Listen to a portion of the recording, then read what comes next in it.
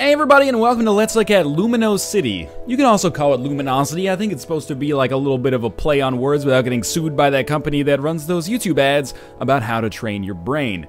Lumino City is the newest game from State of Play in, would you call it the Loom franchise? You might call it the Loom franchise. I don't know. Loom came out in 2011, and I must admit, coming into this game, I loved Loom. It was $10 and under an hour, but it was one of the best point-and-click adventure games I've ever played, although a lot of people held that against it.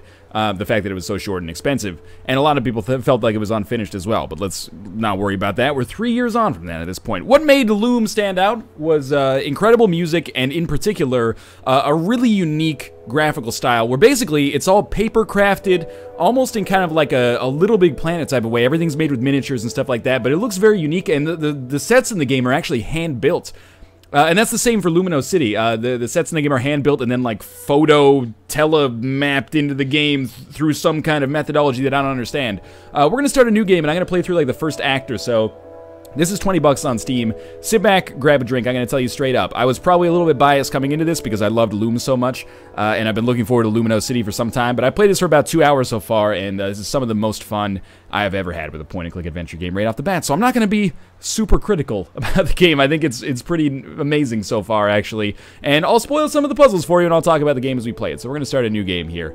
I'll admit, you could probably, I'm going to call the game charming, but if you're very cynical, there's a chance you could probably think that the game comes across as a little bit overly precocious or pretentious.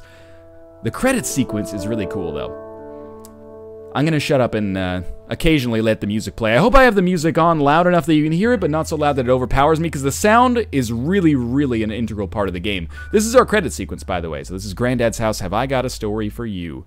We can click on the button to enter it. The whole game doesn't take place in this kind of like guided sword and sorcery style, but this is our credit sequence. Now, as I was saying, there's been some terrible trouble at the city. I think I'm going to need a cup of tea before I tell you, and I want to show you something. Give me a moment to look at my bookshelf. Would you be kind enough to go and make tea? We're Lumi. That's Granddad. We're going to click the arrow and go down here. The mechanics of the game are not excruciatingly complex. This is something that I could easily see being available on iPad or any iOS device or tablet, if it's not already. I don't hold that against it, though. So you've got a little bit of a design. What I think is cool about this credit sequence is that it also teaches you a little bit about how the puzzles in the game work. Unfortunately, we're not going to get a chance to make our tea. What was that? Someone breaking in? No, you can't. What are you doing here? No, no, no. Wham. 1960s Batman style. Get your hands off me. Ow, ow, ow. To the city, Lumi. And then he slams the door. And we're going to go up. And this is, I believe, the end of the credit sequence. But first, we're going to pick up Granddad's handy manual, which is going to become kind of the crux of our inventory here. If we click on that, we can look inside of it, and you can see what we've got in here. Right now, we've only got the handy manual. I don't want to get too heady with my praise again. I'm only a couple of hours into what the developers have said on the Steam forums. This is about a 10-hour experience, which is one of the things I'm glad they kind of, I don't want to say rectify, but at least paid attention to, because Loom itself, the #1 criticism was that it was just far too short. So they've said that it's 10 hours based on, you know, they can vary based on your acumen with the puzzles. But anyway, we're going to leave the house here. But I'll talk about the handy manual at the first opportunity that I actually get to talk about it, because I think it's one of the most ingenious systems for actually having a hint system in a point-and-click adventure game that I've ever seen, although it does run the risk of maybe occasionally being a little bit too difficult to use. So this is what the visuals look like in Loom and Lumino City for the most part. It's going to be a little loud here for a minute. I may lower it down, but we'll see. Usually it's just flourishes like that, where it kind of gets the, gets the frizzing going, gets those chills in your arms, and everywhere else. So this is the handy manual. The handy manual, at first, just looks like this enormous book full of, if you just flip to a random page, what is this? Dictum adipicin, and you look at this, and this is, I don't know, it looks like a scientific textbook, right? What it actually is, if we go all the way back here, is a hint book. It says, to Lumi, my work in progress to be used in an emergency. Most of these pages, all of them, as far as I know, have some kind of document on them. That might actually be a puzzle design, which is very lucky for us. But all the pages are filled with some kind of diagram, which I just think is like a really cool kind of like very comprehensive touch to make this thing like feel real, basically. But these are hints. So we won't be able to see it yet, but I'll show you the hint for the puzzle that we come up to. Basically, whatever puzzle you're on, let's say you have a puzzle with gears. If you wanted a hint for it, maybe you've tried and you've decided that you can't get it, you would say, okay, number of gears times 10 plus 90. So I think there's like 9 gears. So you do 90, 9 times 10 plus 90, then you'd say, okay, page 180. That's where we'd find our hint. So you turn to page 180, and there's your gear puzzle. And it doesn't actually give you, oh, maybe I guess it does give you the exact solution there. But it also gives you a little bit of flavor text associated with it. I think that is like straight up the most novel and cool design for hints in a point-and-click adventure game that I've ever seen. To start with here, we are going to, I don't want to say rush a little bit, but this is our first puzzle here. We are playing a point-and-click adventure game. We have an inventory. It's a small inventory. You know, if I click on the bag, you can see we can't hold that many things in here, like maybe 6 maximum. And I've never had a situation where I had to combine, like, stick plus book and then throw it above my head and then a bird crashed into it or something and knocked the book down a sewer grate. Mostly, it's been pretty physical, you know? We click on our bag if we want to interact with something, and then we say, all right, we'll, click the bag on this bell over here. You do have to paint the environment sometimes. Listen, your cursor doesn't change color or anything like that, but you know, you want to make sure you're taking a very close look at all the objects around you so that you don't end up in a difficult spot. And you can see we're in this very whimsical world here. This is our elevator that we're going to take up. The other thing that I like about Loom, apart from the fact that, well, I've already talked about how cool I think the hints are, and I really cannot overstate how awesome the visuals are. This is like, it looks like a miniature city made of like found objects, you know, screws and little like flasks and stuff like that, and of course like a ton of papers got into it and stuff like that. It's just a really cool looking game. It reminds me a little bit of like a little bit more plasticine kind of machinarium type thing, which is really cool. And I'm glad that it's kind of gotten its more fully fleshed out game here. I'm normally not a huge fan of point and click adventure games, but Lumino City thus far has really dragged me in. Anyway, we can get off of this thing now. I've stopped gushing. So he says the power's gone out. That's ridiculous, right? Indeed it is. But we can help him out here. So this is the first puzzle in the game, and it's one of the most simplistic. Basically, you need to click on all of these. So they have arrows that show you the causality between them. So we clicked on this one first, just as a starting point, then that goes to this, the arrow comes around to this, then that comes to this, and then we're stuck. We hit that and it resets. So let's take out our hint book, even though it's actually a pretty easy puzzle, and it's the first puzzle of the game. There's 5 buttons on the lock, just to demonstrate the hint book actually in action here, in case we don't get another chance. Number of buttons on the lock times 10. If we turn to page 50 then, because there's 5 buttons on the lock, that should give us our lock. So this is just random, you know, flavor text. And there we go, bash lock. 1, 2, 3, 4, 5. There you go, it teaches you the solution. 1, 2, 3, 4, 5. And the lock opens and falls apart, and then we can enter here. The puzzles do get more difficult than that. I will admit that if you're an advanced point-and-click adventure game player, if you play a lot of the, who is it, Daedalic or Nordic games, if you play a lot of that stuff, you might be a little bit, feel a little bit babied, but I think the novelty of the puzzles makes up for the fact that they're maybe a little bit on the easier side. Like, all the puzzles are cool and practical almost. Like, they're tactile. Like, everything's really physical and kind of like gadgety, if that makes sense, which I think is really neat. And they do feel practical, even if it's not practical. What we're going to do to solve this puzzle is never going to help me in real life, but it's a really cool puzzle solution at least.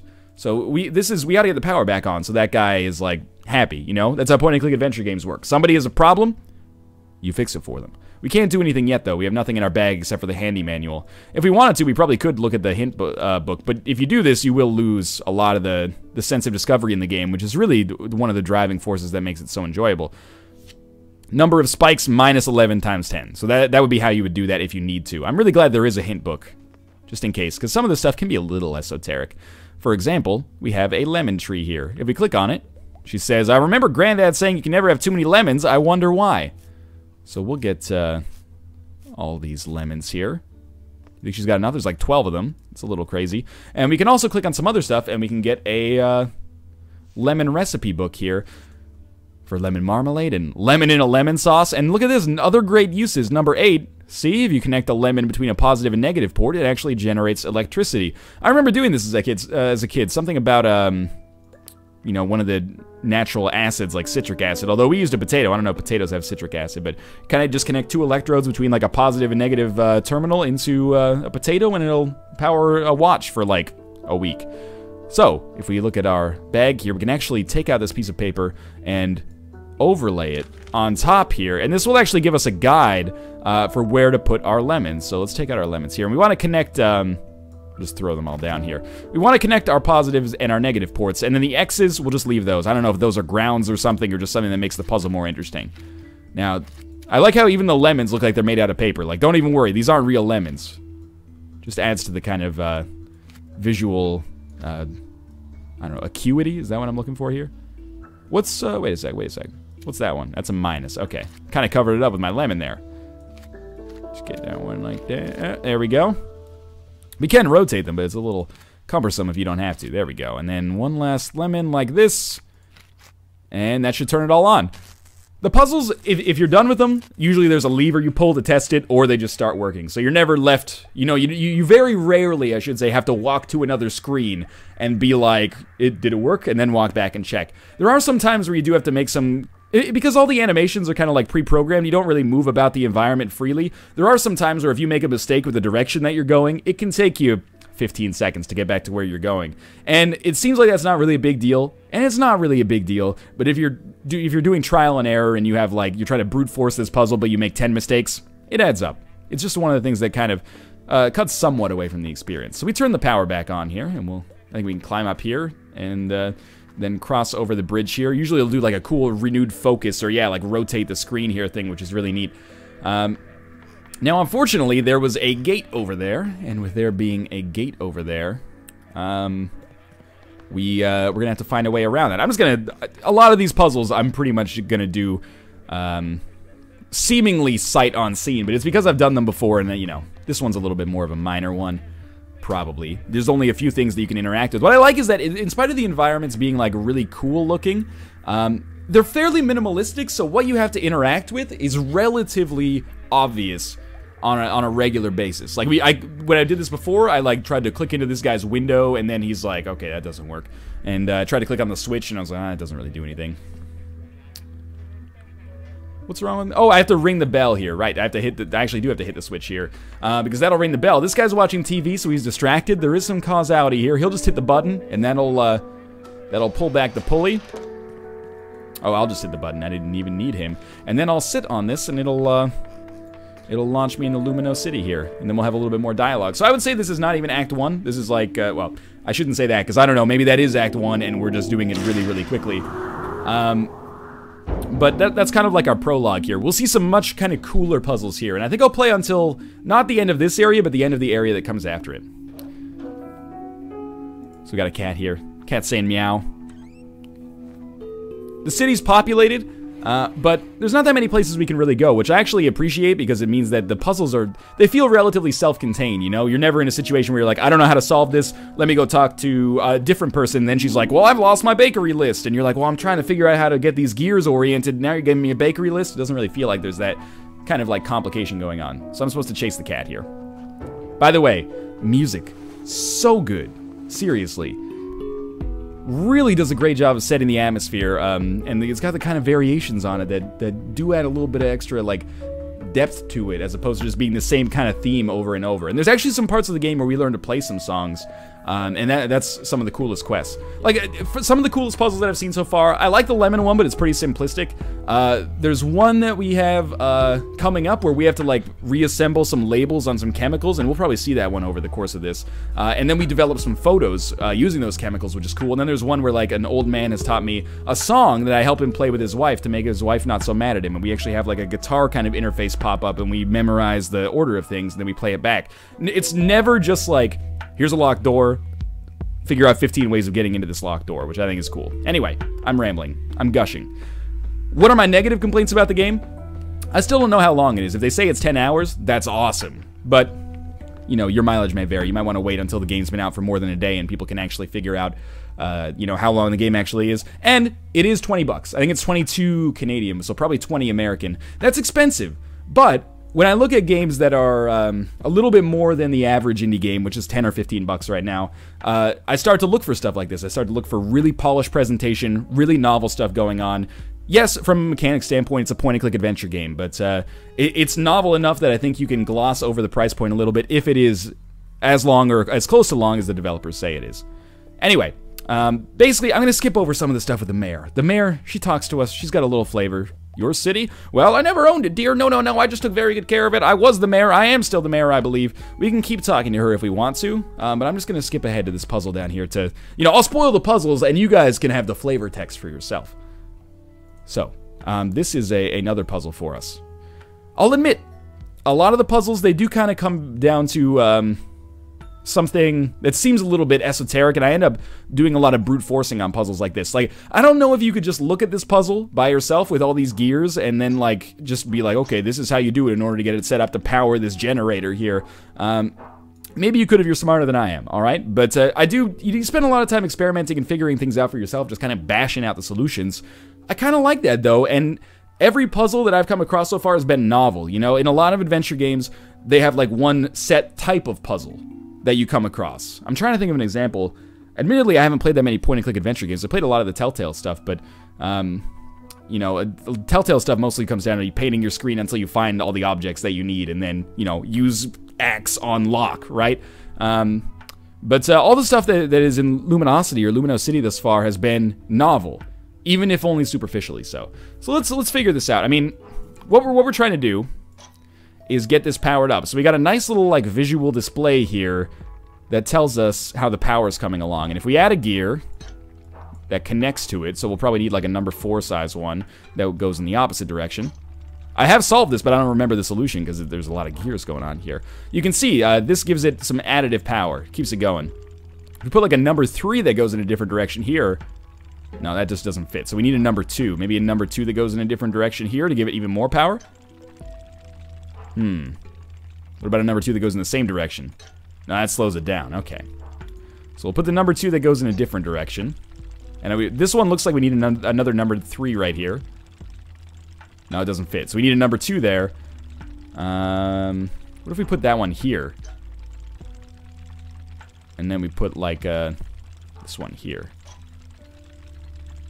I don't know about that one, coach. We might... I don't think this is the right way to do it, but we'll try. Try a number 1 there. No, it doesn't even fit. How about this one? Can't fit a number 1 there. Okay, what about... We gotta put this number 6 somewhere. Oh, that speeds it up pretty nicely. Let's throw down a number 3, like here. Just, I want to try to get it to, sync up with it. Number 4 here. It's gotta go in pretty quickly, but I'm starting to realize that there's no way that we're gonna be able to actually fill this up. Alright, let's restart this one. The number 5 has to be here. It's the only one that actually fits. What if we then try... Number 6. No, number 6 here? No, that won't fit. Number 6 here, that won't touch. Okay, so we need a number 4, probably. That just stops it, basically. What do we put that number 4 there and this number 4 here? That blocks it. Okay, so I think this number 4 was right. What if we put a number 6, like, here now? Well, that slowed it way down. Are they going in the same direction? They are going. Okay, that explains it then. So we probably want this one like here, and then one that goes in the opposite direction in between, like this number 3. Really? I thought for sure that was going to be it, actually. Maybe a number 2 would work? Oh, yeah, that sped it up like crazy. Okay. Now we'll throw down like a number 4. We're very close. A number 2. Oh, we're so close. And then a number 3 here. No, it doesn't work. Oh, so close yet so far. This one maybe needs to go. That's not speeding anything up.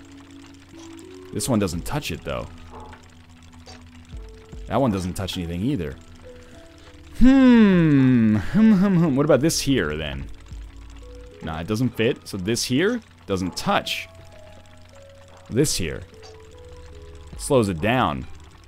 Alright, I'm going to give it one more shot, and I know it's probably laborious watching this, which is why I'll never do a series on this game. But, you should know this is what it might look like when you do it yourself. So that speeds it up. I can't help but feel like the hook is like this number 6. Like, we got to put this in a different place. But that won't connect to anything. What if we put it like here? We try like number 4. Doesn't fit. Number 3 would fit. No, number 2 would fit. But then we got to throw like a number 3 here, and that'll slow it down because there's 2 of the same kind. Oh, they can't even touch. Number 4 here then. Oh, there we go. We got some speed going on this one. Did the number 1s actually touch it now? Yeah, they got some speed going. We got another number 1. I think we're going to be able to do it this time. Number 3. Number 4. Number 2. Probably have to mix it up. Number 4. And there we go. Number 2 should do this. All right, lucky me. That seems like it was... I planned it to work that way, but actually we just got kind of lucky. And we'll just basically steamroll into the next puzzle here. I got all those cogs moving. Oh, well done, dear. Now, why would you want to do that? I think she may have forgotten who I am. We had some text with her earlier. So we can go use this electrical panel over here now. This mini fridge. And what we got to do is, well, it might be a little bit difficult to see at first glance, in case you're not exactly sure. But what we got to do here is get this to look exactly like this picture. For reasons. If we talk to the mayor, she tells us a little bit about, like, you know, we gotta, if you want to get to the next area, you've got to get the bandstand working, and it has a staircase that comes out of it, basically. So look at this. We got to get, like, white, red, and green in the middle. So let's rotate this one. Oh, no, we want orange at the bottom of this one. Deep orange, I think, and pale orange at the top. Yeah, okay. And then on this one, we want white, red, green. And then there's blue on left, but there's blue on the right here. We want orange on the right. So I think we have to rotate this a little bit more. One more, I think. Yeah, so this is white, red, right in the middle here. Orange, blue, red. Blue on this side, orange on this side, yes. And then here, pointed in the same direction, we want red triangle, orange over here. Wait a minute. Orange. I don't think this is right. I think we need to rotate this one just a little bit.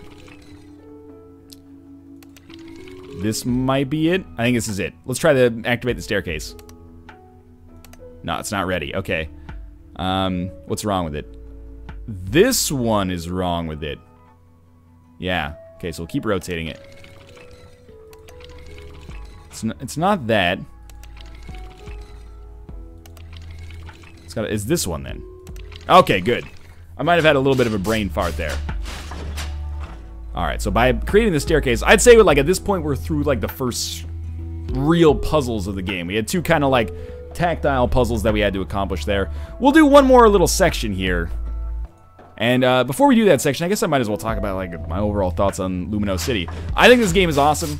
I think it's maybe a little bit expensive for some people, but I think for the experience it's worth it. I'm in a really good mood when I play this game, and it feels like meditative, and the puzzles, as of yet, I have not had a situation where I've looked at a puzzle and haven't been able to find the solution, and then looked it up in the hint book and been like, oh, well, fuck you, right? Like, every puzzle, I've only...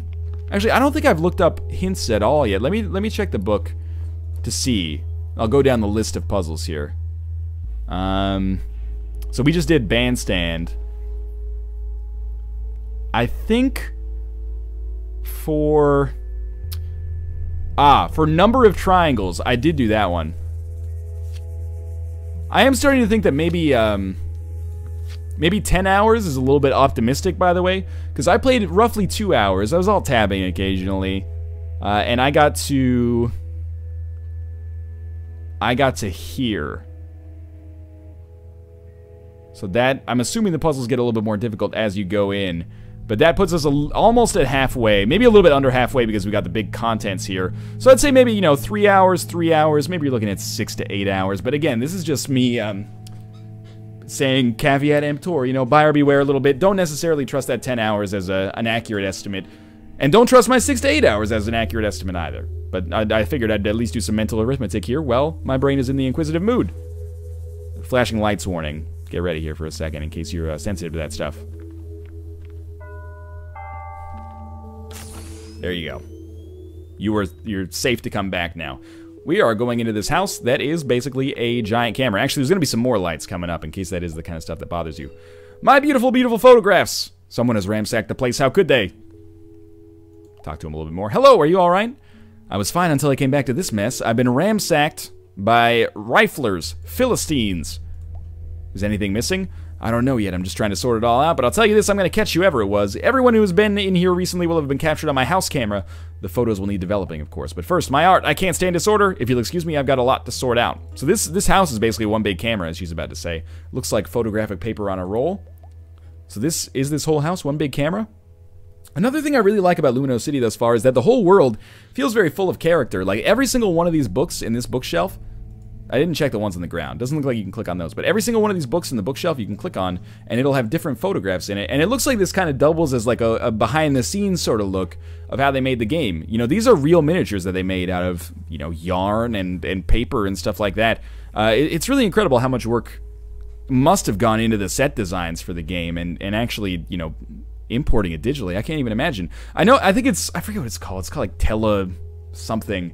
But it's the art, or yeah, let's call it an art. It's the art of taking photos or taking 3D models of objects from like a real picture or a real, you know, 3D scan and putting it inside of a game. And this is one of the first games I've ever played that, you know, I don't know how to describe it, basically. It's one of the first games I played that feels fully fleshed out like that, instead of like, well, we scanned a rock and then we put a rock in our game. It's like, this whole game is fucking, we made this and we filmed it. It's not like it's really digitally imported. Like, this is a movie. You're playing a movie, but it plays exactly like a game. It doesn't play like something that's an FMV game or something like that.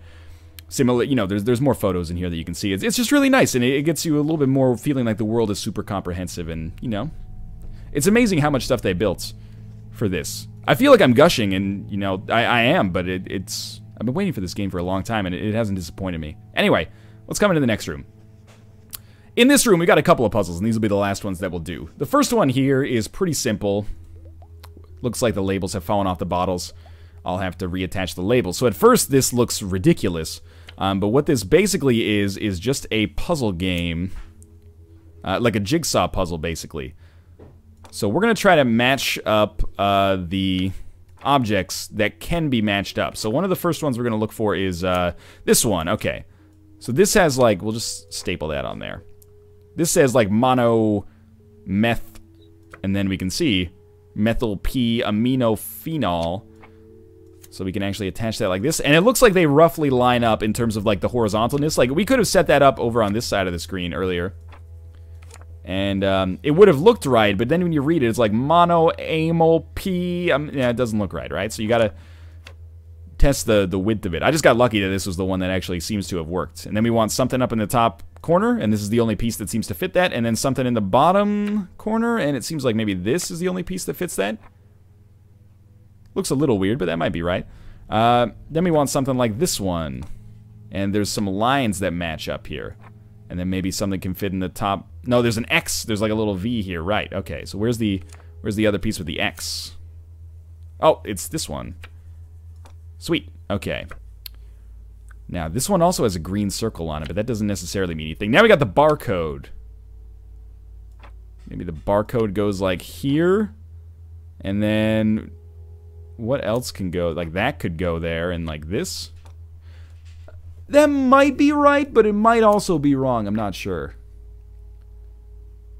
Well, it seems like this is like the only piece that could go here. Maybe. I bet this one goes, I bet it goes like this, actually. Like this, that, and that. Yeah, that square matches up. Okay. And then this should go here. Yeah, we did it. All right, that was way faster than I did it the first time, which makes sense. And then there's all sorts of kind of contextual environmental clues. Like, we can look at this and say, all right, well, the recipe looks like we put one of these in. One of these, like, red, green, white, red. Which is this one. We'll just pour that in there. And then one black circle, which is this one right here. And now we know how to make the fluid to develop these photographs. So what we're going to try to do is help the photographer man figure out who took his stuff. So we're going to be developing photos. This is the puzzle that I've actually found the hardest in the game so far. If we try to pull the lever, it says, they must dispense the photos taken at the door. I remember Granddad telling me you should only expose photo paper if every light is red. So using this machine, we are going to try to turn every light in this place to red. This is going to be incredibly cumbersome for you to watch, by the way. What I like to do is try to get as many lights synced up to red as possible. I don't even know what that does, to be honest with you. And then, like, we want... this is the kind of puzzle that has appeared in so many different games before. Basically, I think we want to set up A and... B is one that we can rotate whenever we want. I think we want to do this. So we want to rotate that until that one's on red. And then we've got to get A on red. There we go. And then we can rotate with C. No, one second here. I think we go to this one. Let me try this. There we go. Okay, I think I've got it now, actually, believe it or not. Let's try to get these together. One sec. We want green... Sorry, we want these two on the same one. This might seem ridiculous what I'm doing right now. Then we hit D and rotate them until they become red, which they did. And then we just hit B, and that all becomes red eventually. Good! This red light won't damage the photo paper. So now we can actually dispense the photos. Don't worry too hard about that one. I barely understand my own methodology for that. So we're going to develop 3 photos. And then that's pretty much going to take us to the end of the video here. Let's pull this again. 3 photos. And this will be a little mild spoiler in case you're curious. But let's go here. So now we're going to develop the photos just by opening up our backpack. By the way, if you stare at this red light too long, it's going to make your eyes turn weird. So there's me. Hello. We don't need to see that one anymore. And then this is the man who works at the, or who lives in this photo house. Probably not stealing his own stuff. This isn't a Big Lebowski situation going on here. And then the last photo, what? It's our granddad. Is he the thief? Ridiculous. We can actually, if we go back here, we can use this photo. This kept me stopped for a minute because I was confused about what to do. But you actually can click on yourself and interact with objects in the environment as well. So if I try to, like, say hi to this camera, they go, But she'll give us a little bit of a contextual clue. The camera doesn't recognize me. Maybe it will recognize somebody else. We can click on our bag. It's a little far away. Hold up the picture of Grandpa to the camera. And then, dumb person thinks it's actually Grandpa. Then we can go in here and walk around the back and climb up this ladder. But that's going to do it for my Let's Look At of... Just making sure I hit the right button there. My Let's Look At of Lumino City. There's no options menu really to speak of. Sorry, TB.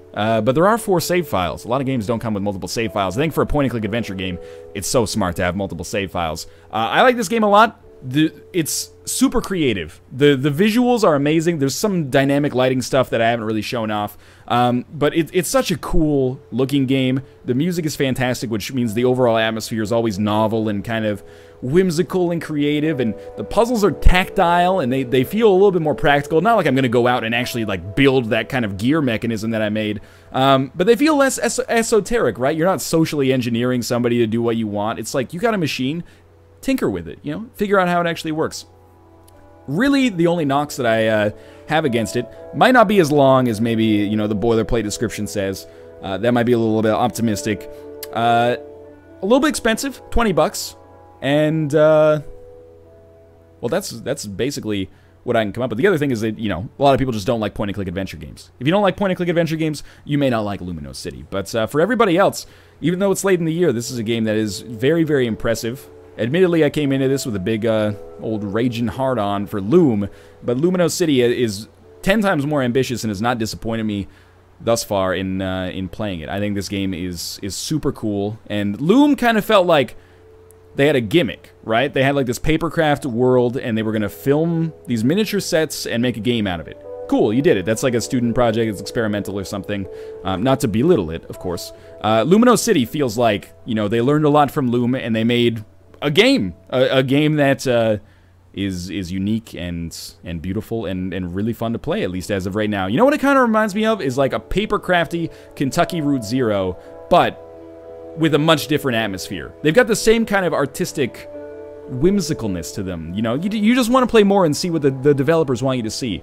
Anyway, this is Lumino City. It's good. I like it a lot thus far. If you enjoyed it, there is a link to pick it up on Steam if you are interested. Again, it's 22 bucks right now. It might even be on sale for its opening week, so it might be 25 Canadian, maybe 22.50 American, but it's 20 American for its opening week sale. You can check out the price yourself by clicking on the link. If you enjoyed the video, click the like button. It helps out a great deal. And of course, subscribe if you want to see more in the future. Thanks for watching, and I'll see you next time.